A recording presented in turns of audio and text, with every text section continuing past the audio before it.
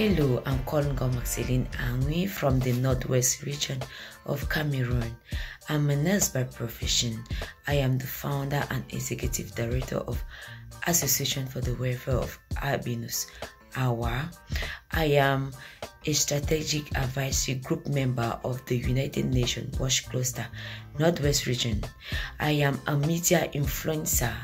I am also the advocate for persons living with albinism and physical disability.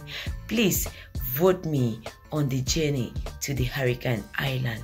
My project is about the prevention of skin cancer and climate change island.